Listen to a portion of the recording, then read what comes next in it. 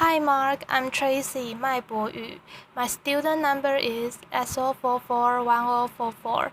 I'm freshman in NCUE. The title of the speech is John Hardy, My Green School Dream. I grew up in a very small village in Canada, and I'm an undiagnosed dyslexic. I had a really hard time in school. In fact, my mother told me eventually that I was the little kid in the village who cried all the way to school. I ran away. I left when I was 25 years old to go to Bali, and there I met my incredible wife, Cynthia, and together, over 20 years, we built an amazing jewelry business. It was a fairy tale, and then we retired. Then she took me to see a film that I really didn't want to see. It ruined my life. Laughter. The Inconvenient Truth. And Mr. Gore, I have 4 kids, and even if part of what he said is true, they are not going to have the life that I had. And I decided at that moment that I would spend the rest of my life doing whatever I could to improve their possibilities. So here's the world, and here we are in Bali.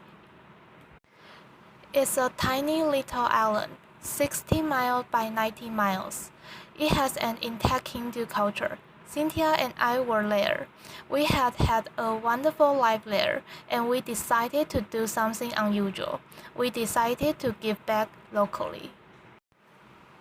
And here it is. It's called the Green School. I know it doesn't look like a school, but it is something we decided to do, and it is extremely green.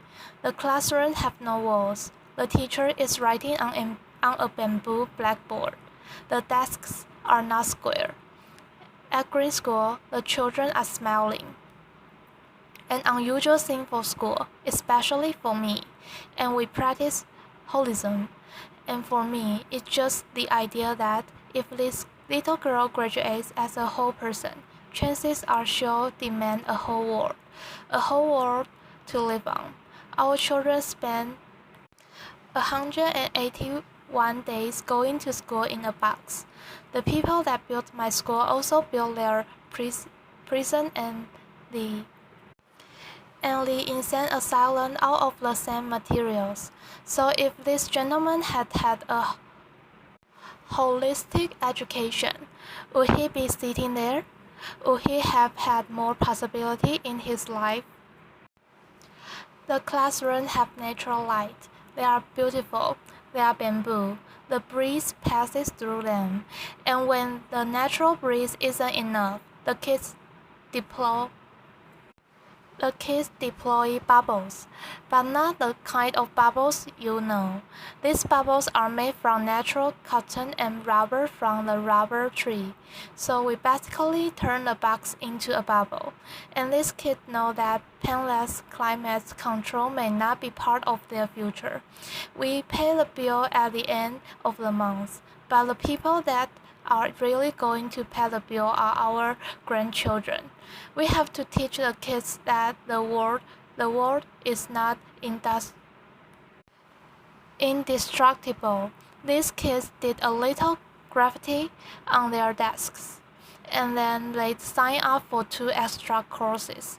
The first one was called sanding, and the second one was called Wasking.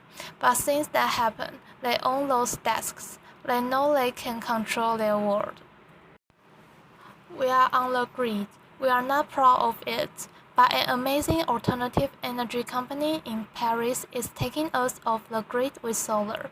And this since is the second vortex to be built in the world, in a 2.5-meter drop on a river. When the turbine drops in, it will produce 8,000 watts of electricity day and night. And you know what these are. There's nowhere to flush. And as long as we are taking our waste and mixing it with a huge amount of water, we are all really smart. Just do the math. How many people times how much water? There isn't enough water. There are compost toilets, and nobody at the school wanted to know about them, especially the principal. And they work. People use them. People are okay. It's something you should think about doing. Not many things didn't work. The beautiful canvas and rubber skylights got eaten by the sun in 6 months. We had to replace them with recyclable plastic. The teacher struck giant PVC whiteboard into the classrooms. So we had some good ideas. We took old automobile windshield, put paper behind them, and created the first alternative to the whiteboard. Green School sits in South Central Bali and is on 20 acres of rolling garden. There's an amazing river traveling through it. And you can see there how we managed to get across the river. I met a father the other day. He looked a little crazed. I said, "Welcome to Green School." He said, "I've been on an airplane for 24 hours. I asked him why. He said, "I had a dream once about a green school, and I saw a picture of this green school. I got on an airplane. In August, I'm bringing my sons." This was a great thing, but more than that, people are building greenhouses around Green School, so their kids can walk to school on the path. And people are bringing their green industries, hopefully their green restaurants, to the Green School. It's becoming a community. It's becoming a green model. We had to look at everything. No petrochemicals in the pavement. No pavement. These are volcanic stones laid by hand. There are no sidewalks. The sidewalks are gravel. They float when it rains, but they are green. This is the school buffalo. He's planning to eat that fence. He's planning to eat that fence for dinner. All the fences at Green School are green, and when the kindergarten kids recently moved their gates, they found out the fence was made out of tapioca. They took the tapioca roots up to the kitchen, sliced them thinly, and made delicious chips. Landscaping. We managed to keep the garden that was there running right up to the edge of each of the classrooms. We dropped them gently in. We made space for these guys who are Bali's less black pigs. And the school cow is trying to figure out how to replace the lawnmower on the playing field. These young ladies are living in a rice culture, but they know something that few people know in a rice culture. They know how to plant organic rice. They know how to look after it. They know how to harvest, and they know how to cook it. They are part of the rice cycle, and this skill will be valuable for them in the future. This young man is picking organic vegetables. We feed 400 people lunch every day, and it's not a normal lunch. There's no gas. Local Balinese women cook the food on sawdust burners using secrets that only their grandmothers know. The food is incredible. Green School is a place of pioneers, local and global, and is a kind of microcosm of the globalized world. The kids are from 25 countries. When I see them together, I know that they are working out how to live in the future.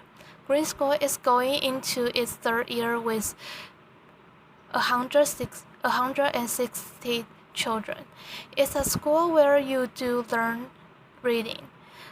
One of my favorites, writing. I was bad at it.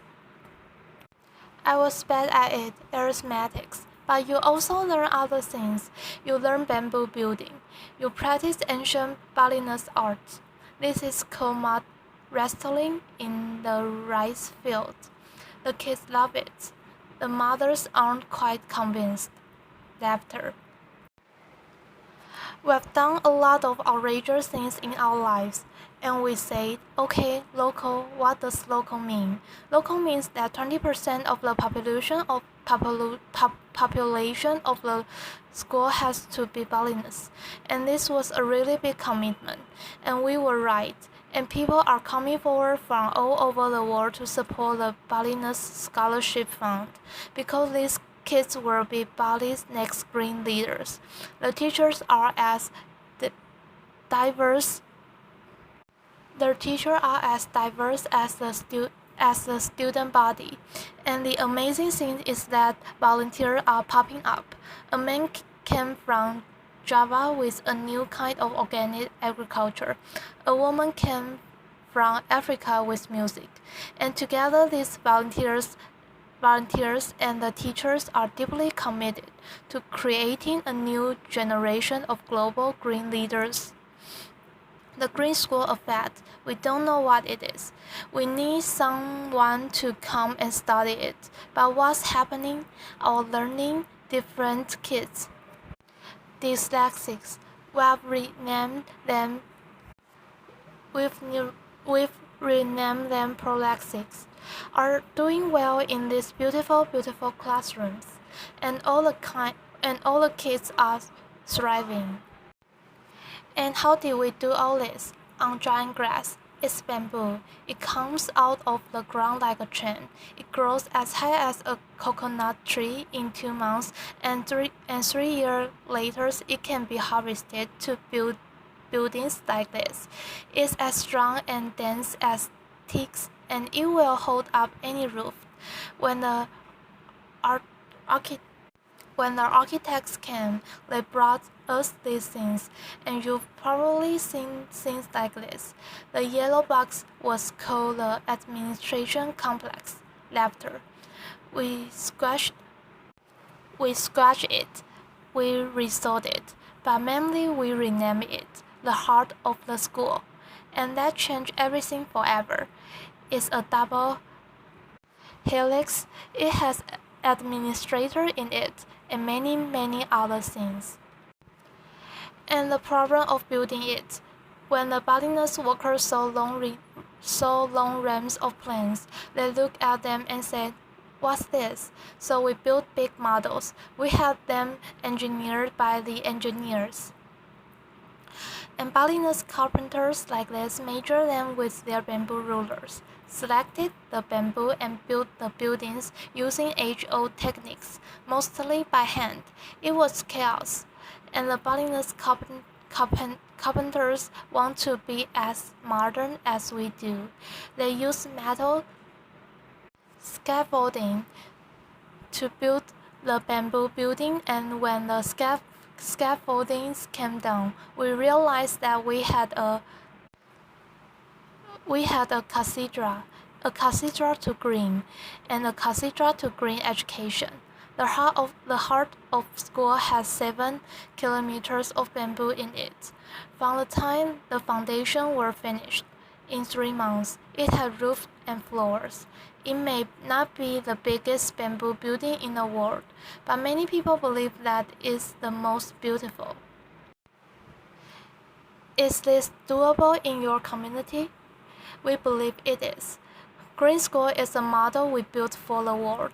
It's a model we built for Bali, and you just have to follow these simple rules. Be local, let the environment lead, and think about how your grandchildren might build.